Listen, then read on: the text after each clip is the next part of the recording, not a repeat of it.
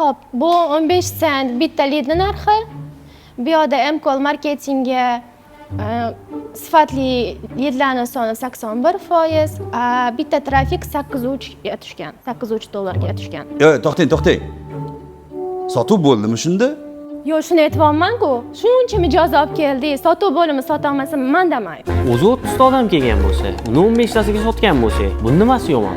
30 ta, qanaqa 30 ta? Trafik o'zi 500 ta, sotuv 15 ta. Qanaqa 500 ta, mana bu 30 ta turibdi. Undan 15 ta sotib oldik xolos. Qarayman bunga. Mana eson yozib qo'ydim, shuni eson gapiryapti. Men bu yozilgan,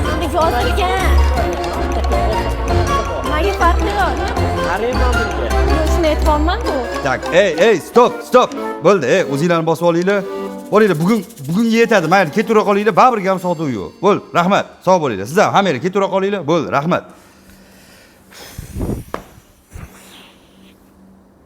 Mana shunaqa gaplar Shahzod. Nima qilish kerak bunaqa holatlarda? Yo'q aka, qarang.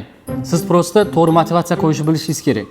Marketologingizga ham, savdo bo'lim boshlig'ingizga ham savdodan, ham foydadan qo'ya olishingiz kerak. Bonusli tizimingiz mana shunaqa bo'lishi kerak. Tushuntira oldimmi? Yo'q. So'ragan oyligini beryapman lekin.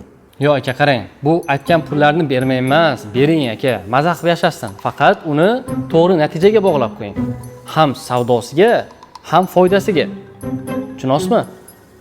Ya'ni savdoyingiz oshib ketsa, foydangiz tushib ketsa, baribir to'g'ri kelmaydi.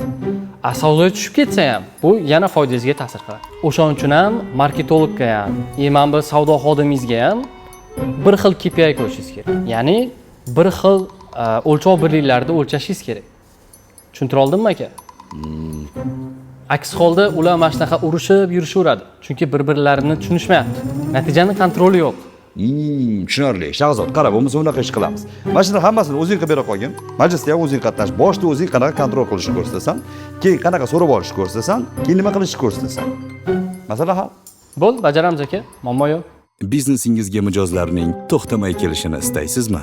Excel Consulting. Sizda biznes, bizda yechim bor.